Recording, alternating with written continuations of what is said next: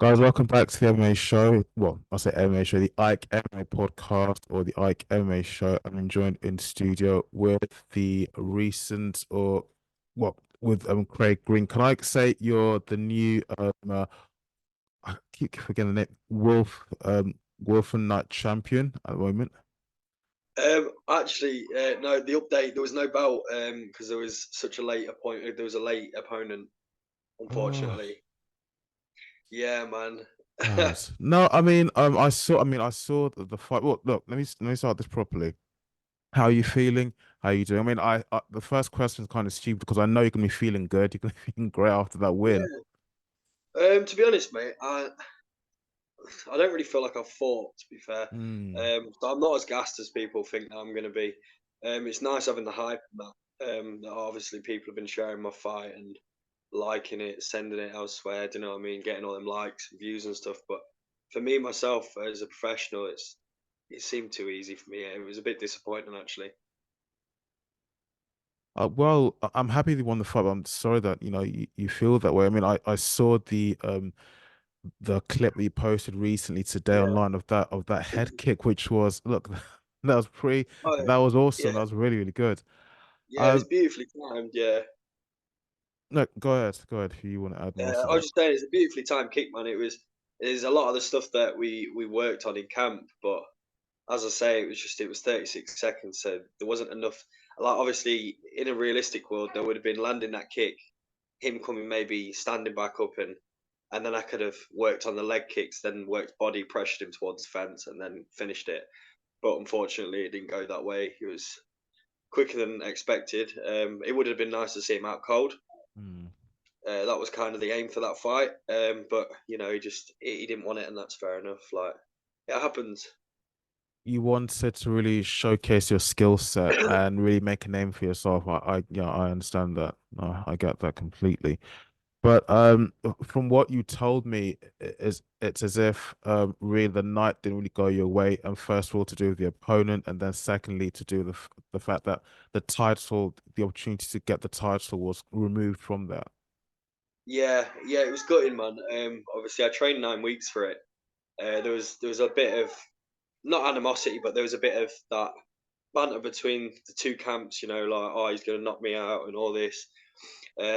So it was one of them. Like I was hoping to really showcase my skill against a bigger lad and do the same outcome, put him away. There was a lot that worked, and I'd been training with some serious people over at Fourth Dimension alongside with my coach.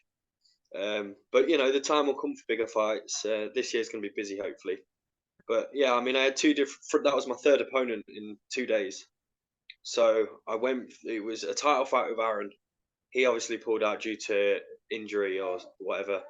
And then I got another opponent for the title, and then he ignored the promotion on the fight on the day of the fight. So then I just turned up with my bag. I wasn't even going to be fighting, and then I got offered a fight at a slightly heavier weight, so I took it. But yeah, it's one of them, man. It happens, doesn't it? It's disappointing, but yeah, we move forward.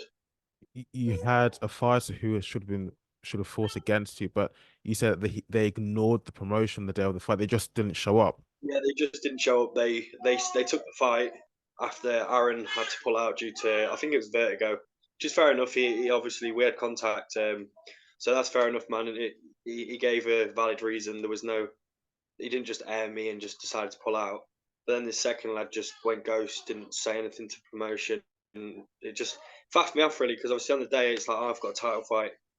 You're cutting all that weight, and it turns out you're not fighting for the belt, and so you know what I mean. It's one of them you train a lot of time, um, especially in a pro level.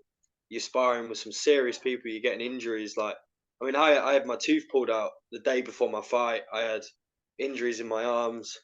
I had an injury in my calf. There was a few things going wrong. I was in hospital 2 days previous to my weigh-in due to I had a little injury with my mouth and stuff, so I got taken into hospital.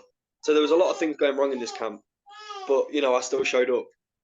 So I think it just shows the level difference between the higher pro ranked fighters and the more novice pro. Like I fight for anything, you just show up. again, I'm very sorry to hear that, because I mean I'm not a fighter or an athlete, but I know Yeah, it cannot feel good after making all those preparations, all the hard work, the sacrifices as well. yeah, And then all you got to show, you're still expected to perform and showcase your skill set, and the person you're yeah. supposed to be fighting against, your opponent, isn't there. You feel like you just wasted your time, and that's time that you Oh, will never 100%. get back. Yeah, 100%. It's a long time. Like, obviously, 9 weeks, realistically, I mean, it depends in which way you look at it. If you're waiting for something for 9 weeks, it's a while. If you're dreading something for 9 weeks, then it'll come around quick. Mm. But for me, I was looking forward to this day. I couldn't wait for it. So it was dragging, it was taking ages. It was one day at a time. It wasn't a week at a time, it was a day at a time. And I just knew that I knew that I was going to come out on top in this fight. And then obviously it just went all to what it did.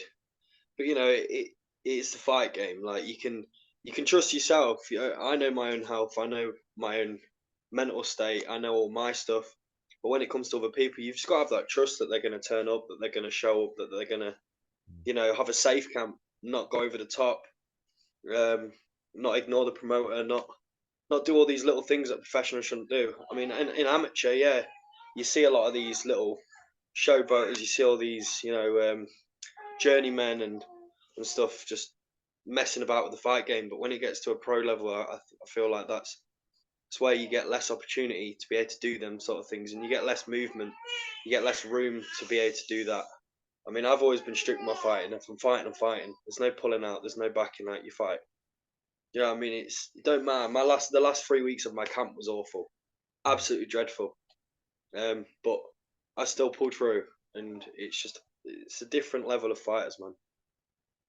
No, I can see that it's not like something you can laugh off, even though you did win this past fight on Saturday. I can see that Yeah, still you feel almost as if you've been cheated out of the opportunity to really, hundred really put, percent. yeah, yeah. Yeah, I mean, I was already back training yesterday. I did a 2 hour kickboxing session yesterday. Back to the gym today. Do you know what I mean? Normally after a fight, I want to go on holiday or have a couple of drinks. Whereas this time I didn't. Me and my missus was going to go out after the fight, and we came home after 15 minutes being out because I just didn't feel Mm, like yeah, there yeah. was nothing to celebrate for. Yeah, I knocked some kid out in 30 seconds, but for me, it wasn't good enough. Do you know what I mean? I didn't get to showcase anything. Yeah, head kick, but I've been throwing head kicks since I was a kid, man. I'm a kickboxer. Do you know what I mean? Head kicks come natural to me. I've knocked people out. I wanna showcase how good I am at fighting. I wanted to go 5 3 minute rounds to prove that I've got a gas tank, to prove that I'm not just a fighter. I've got that spirit and I've got that heart in me to go that the last championship rounds. And that's just it, man. But we move on. But it is the first time that I'm speaking with you and interviewing you. Yeah. So can you tell me just a bit of backstory about who Craig Green is, whereabouts is it that you come from, where you grew up, and what was it that enticed you, and what how you crossed paths with sort of combat sports, especially mixed martial arts? What got you into it? So I'm from Lincoln, and I was always quite I was quite a difficult child. So up to like the age of 12, I was really like bad for fighting on the street and stuff, and I was getting in trouble. And then I lost my dad at 12 years old. So I had to find something to kind of steer me in the right direction because I was living with my sister and my mum, two females. I didn't have that right. My mum was always amazing. Don't get me wrong; she's absolutely amazing to me. Always looked after me, and I worship the ground she walks on. But for me, I needed a male role model. Role model. I needed someone to keep me in line. So I started training at a different gym. I won't mention the gym because, to be honest, they've done nothing for me, and I don't feel like they deserve to be mentioned. This new gym, Hugo, shut up. This new gym is what's made me, and it's turned me into the fighter I am, and I'd be absolutely lost without Dan. But yeah, so I was just really badly behaved. So I found fighting just to focus my mindset to change the path I was going down. I mean, I was going down some dark roads, and if it weren't for that, I don't know where I'd be now. Like I know you get a lot of the cliche sayings, I'd be dead or in jail. So I won't say that because I don't want to look like one of them cliche people, but that is my true lifestyle. What I was doing would have ended me up in that place. So you know, if that's literally the reason I'm in the cage, man, in the ring, to get away from that. And now I'm older, I'm more mature. It's more. I've got a son now. I've got my own house. I've got my missus. So now it's more. I want to be able to provide for them. I want to be able to live a dream. So it went from getting me off the streets to providing for a family. So you know, it's completely switched around why I'm doing it. But I've always got a reason to keep doing it. Because if it went for my family now, I don't know, I'd just be having to love the sport. It'd have to be I love kickboxing. But when I was a kid, I had a reason. Now I've got a reason, and I think when my son's older, I'll still have that reason because it'll go back to I've brought him up, I've given him everything he wants. Now I need to go and enjoy myself again and do something I love. So I'll find that love again for it.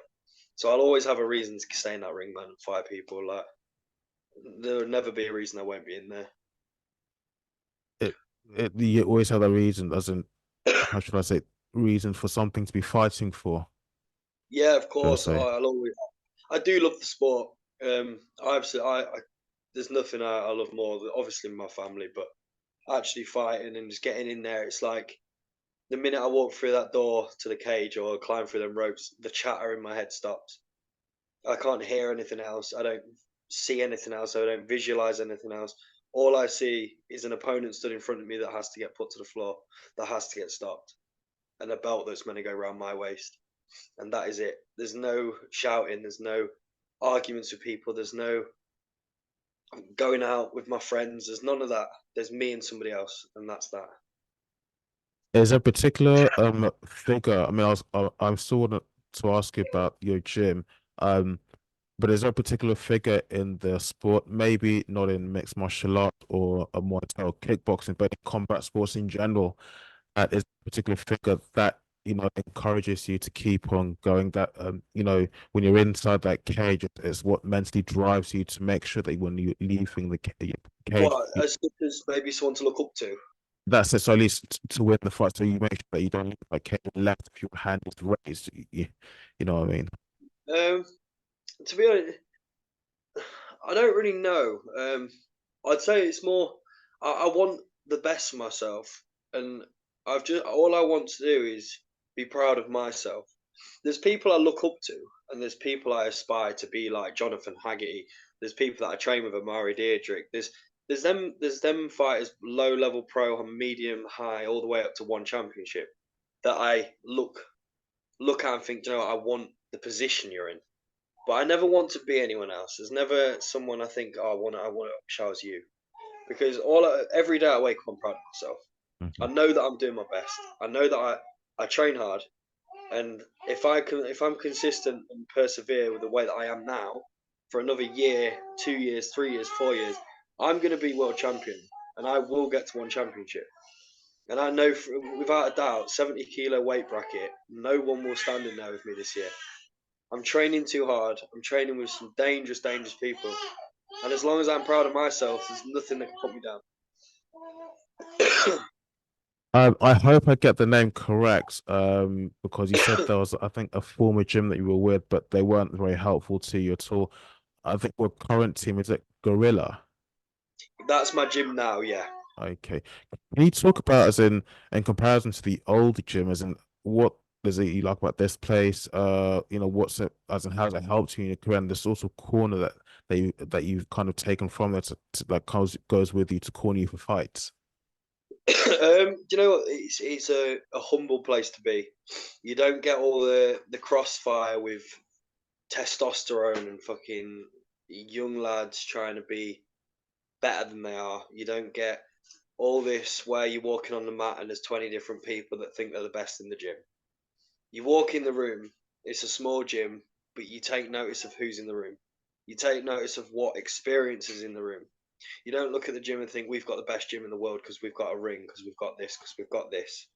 That doesn't matter in kickboxing. What matters is if you've got 10 world champions on the mat, if you've got 50 fight experience on the mat, which my coach has got 50 plus fights under his belt. The other gym I train at, there's probably 3, 4, 500 fights combined in that gym. There's insane amounts of levels above most gyms. This is why I don't train in Lincoln anymore, because the two main gyms in Lincoln have nothing. And I mean, absolutely, this isn't me starting gym wars or none of this shit.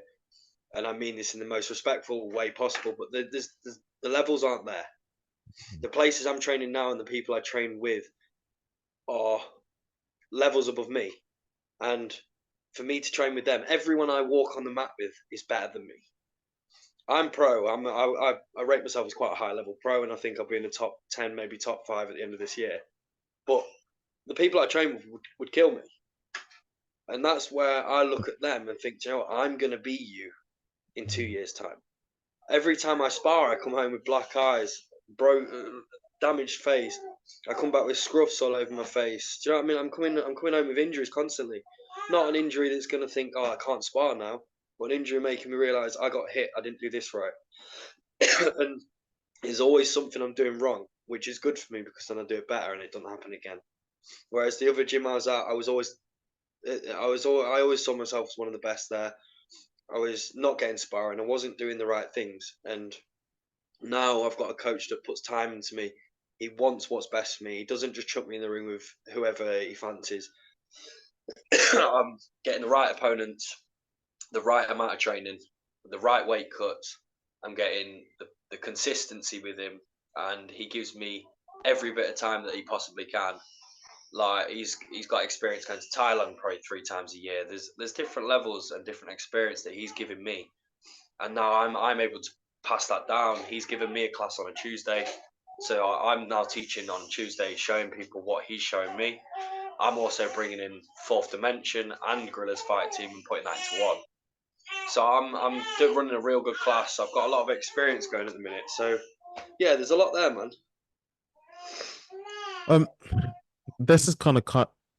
Sorry, I'm getting tongue twisted, but this is gonna kind of branch off away from the sports slightly in terms of the media side of things.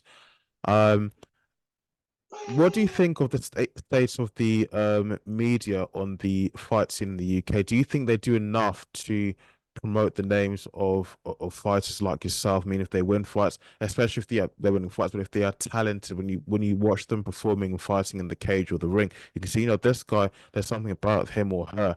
They're very, very talented. I mean, do you think maybe they'll report reports on those fighters, or may try to big up their names as much as possible? Because I mean, Uh, if they did, then in turn we would know who you are, we know who your corner is, and we would also know the gyms as well that have been supporting you, if that makes sense. yeah. Personally, no. Until as of recent, obviously there's MMA Mindset. There's obviously people like yourself, and then there's Leapfrog TV.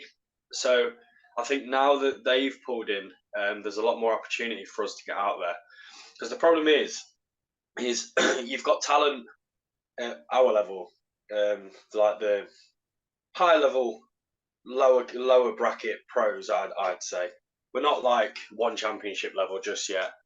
But you get people like our level that deserve to be recognised, but maybe haven't got a massive social media following or haven't got a massive fan base or something like that. Not from London. Do you know what I mean? You're from London or Birmingham or something. You're going to get recognised. It's a massive city. But when you're from somewhere like Lincoln or a little village or a town, it's a lot harder to be recognised. There's not as many people there. There's not all these things to big up a person in public. But I think now they're coming through with all these interviews like yourself, and we're giving us the opportunity to be able to branch ourselves out. I think you'll see a lot more of it. So I think someone just needed to make that first leap, and just send it and see what happens. And obviously, now that's happened, a lot of more people are going to start doing this. So I think a lot of us fighters are going to have to eventually say a massive thank you to the people like yourself, Leapfrog TV, MMA Mindset, because we're going to owe you a lot. Because at the end of the day, this is how we get out there. But this goes on Instagram, Facebook, YouTube, gets views. It creates us following. It creates ticket sales. It creates a wider, broad. It creates us more opportunity. So yeah, I think now, yeah. But the last 8 years whilst I've been fighting, no, not all. I think you notice that, say, they do, even over here, they do tend to pay a lot of attention to what's happening on the US scene, isn't it? Especially with the Yeah, names such as UFC, Bellator, PFL, yeah. And to be honest, last weekend or this past weekend, the UFC did host a fairly stacked card.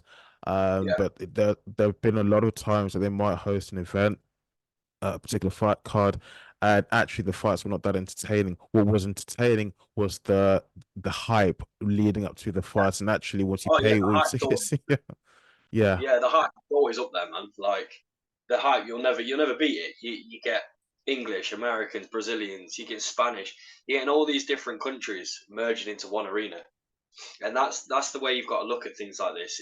It's a massive worldwide event. So put even like one championship, MTGP, not even MTGP, that's not even that big yet. But one championship, the Glory Kickboxing. If you look at things like that when they're hosting Holland or Australia or Thailand, places like that are bringing in a massive, massive variety of fans. For example, Jonathan Haggerty's world title fight, you get an English there, you get in the Thais there, you getting the Brazilians there for his opponent. You're going to be getting Spanish, you're going to be getting Mexican, you're going to be getting every single part of the world coming to watch that one fight.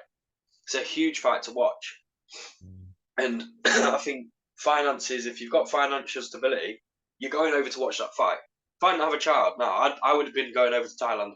I would have been going over and watching that fight because it's a fight that everyone wants to watch. And I think once you get a wider broadcast of public people seeing it, sorry, I've got a right cough today.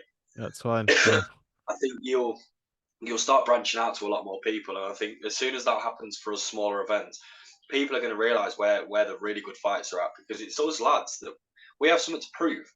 When you Conor McGregor's level, or Frank Mir's level, or Ronda Rousey level, Holly Holm sort of thing, when you're at that level, you don't have anything to prove anymore. You've already made hundreds of thousands of Yeah. pounds. You've already got that car. You've got that gorgeous house. Do you know what I mean? You've got everything you want, and that's where people fade. Conor McGregor, he's got proper 12 now. He don't need to fight anymore. He's got a Yeah. Lamborghini yacht. He's got Yeah. millions in his bank. He's got God knows how many houses. He Yes. won't fight Michael Chandler. He doesn't need to. You really think Do you that know what I mean? He fight's won't fight. you really think that fight is not gonna happen? I don't think so. I know. I don't think Yeah. Conor will fight because he doesn't need to. Michael Chandler needs that fight because he's not as rich as Conor. That's a money fight. Yeah. Conor made more money fighting Floyd Mayweather than any fight in his whole career. And that point, when you can lay down at night thinking, I never have to fight again, I'm sorry, but I'd be the same. If I never have to fight again, then great. The, But right now I do. And that's the difference. We want to fight. We have to fight to get recognised. you We see, haven't made that in Connor's own case, I mean, well, if what you're saying is, and I think what you're saying about him not fighting is probably true. I mean, even many fight fans believe he's not going to fight. That's the reason why yet. he's just being vague and making all this noise and not actually giving an answer, making a decision whether he's going to fight Michael Chandler or not. Um, yeah, I mean, it's I mean, it's a funny one, but I mean, if that's the case, if that's the case, I mean that they don't really feel like they need to step back into the octagon again to earn some money. I mean, then why do they keep on? Or is it just to stay relevant? That's the reason why they keep making all It's these relevant. outlandish posts and so on. It's to keep themselves relevant. Like you've just said it yourself. Mm. The reason they do it is because at the end of the day, they're businessmen. They've gone from fighters, the young McGregor with a fucking wild haircut and do you know what I mean? He was hungry. Mm. Don't get me wrong. I'm saying this about Conor. He's my favorite fighter. 100% my favorite fighter. Uh, UFC fighter. Favorite, other than John Jones, he's my favorite fighter of all time. mm, John okay. Jones takes the levels above, but he again won't fight. He doesn't Mm, need to. He has nothing to prove. mm, And I think once you've got to that level, when you've won 2 world titles in Cage Warriors, you've won 2 world titles in UFC. He has nothing to prove. The UFC aren't going to pay him the money that he wants anymore. He doesn't need to. Why would he risk his life when he's got hundreds of millions sat in his bank account? He's got his missus. He's got a beautiful family. He's got all these things that he wants. Mm. What's he going to go in there and risk his life for against some young American, well, medium to young American that's got everything to prove because no one thinks he'd actually beat Conor McGregor? Do you know what I mean? There's no reason for it, and it is to stay relevant. He needs to keep his business alive. He's got the Forge. He's got Proper 12. He's making enough money on the side, but at the end of the day, he still needs to keep them business. He needs to keep them developing. He needs to keep them fight fans interested in his side of business, because that a lot of his sales, a lot of his business ideas will go to fight fans. A lot of the Yeah. people that buy his drink will be fight fans, because if it weren't for the UFC, no one would know who Conor McGregor is. Yes, yeah. No one would know what Prop 12 is. No one would know what the Forged Steel is in Ireland. They wouldn't know any of these things. They wouldn't visit Dublin just to go to his pub. They wouldn't go out and purposely buy his beer just because it's his, or his whiskey because it's his. The reason he's done that is because he's branded himself one of the best fighters of all time. So if he lets that go now and drops it all, then he's no longer relevant. Then his business is going to start going down to the floor. And that's when you will see Conor McGregor fight again, because he'll go broke. His lifestyle, he'll go broke, man. He needs money. So, well, if he's gonna start fighting again, I mean, will fight fans want to see him fight because he's getting older, so the younger generation probably gonna have the advantage. Really, that it's gonna be. I'm assuming that it's gonna be an easy one because he's not gonna be as fast as me. He's not gonna be recovering as quickly as me, and. Yeah, I mean, he's not going to be as sharp anymore. He's Mm. probably been jacked up on steroids, God knows how many times. I mean, look at the bulk he put on, man. That it's doable, but in the amount of time he did it, it's hard. I know they don't do USADA anymore, the testing pools and stuff, but there's a time and a place when you should just think, "Oh, I've made enough money. I can look after my family." He doesn't need to. And there's them hungry young fighters that have to fight. They aren't earning 100 million. They aren't earning 10 million. They aren't earning this money. Do you know what I mean? There's these young hungry lads that are coming through, thinking, right, I still need to feed my family. If he beats me, I can't feed my kids. And when you've got already rich against someone that wants to be rich or wants to be successful, you're never going to win. They are hungry for it, and the hunger gets you places, man. I want to get my family out of this flat. I want to get my family a nicer car. I want to buy us a house. I want to do all these things. So I'd fight anyone, and I will win because I need to. It's not because I want to fight. It's because I have to. Yeah. And that's the level of difference. I'm nowhere near that level yet, and I honestly pray every night that I will be one day. But there's a level difference between hungry because you need it and hungry just because you've already got it and want more. Um, before, as in you get to the, I think your goal, you said is to be competing in one championship and other similar promotions. Um, but I mean, say in the next 5 or 10 years, or even before that, are there any other promotions here in the UK that you'd like to compete in? I mean, Well, at the moment we're eyeing up MTGP. We are in talks at the minute with someone that works alongside the MTGP. So we're looking at getting a couple of fights in there. Hopefully, maybe get a contract. See how things go with that. But there's nothing set in stone yet. Like I don't really talk about the stuff that goes on behind closed doors. It's early days, man. Like I won't be able to say. But the only thing I want to do is prove my point. Whether it's on little shows, big shows, it don't really matter because I know what the end goal is, and it's just more stepping stones. Like I'd love to get an MTGP, KGP, get the experience fighting abroad, get a bigger wage. I'm worth it. I bring people there. I put on a great show. I know how to fight, and I impress people. And I know that once my name gets breached out a little bit more, people will want me on their shows because I'm an impressive style fighter. I've got finesse fighting. I know what I'm doing, and when you've got skill, or not even skill, but I know how clean my technique is. I know how good I look in the ring, and I know that there's not many fighters at 70 kg like that. A lot of them are brutes. They want to fight. I'm technically gifted, and I'm just coming for everyone this year. See where it lands me, man. But in the next couple of years, I'd love to be one championship or at least road to one. So yeah, we'll see where we're at. I've spoken to you for the first time, and despite your tattoos, because you seem quite intimidating for even though we're not meeting physically face to face. You Yeah, do come across as someone who's quite articulate, especially when it comes to combat sports. I can see that this is something that it's in your blood. But um, in terms of at least talking about the sports and even outside of the specific area of the sport that you are tied to, um, yeah. have you ever considered maybe starting your own podcast, maybe speaking with other fighters and other people affiliated with the sport? Because you look like someone who can you can have a really decent, informative conversation about what's going on in the sport.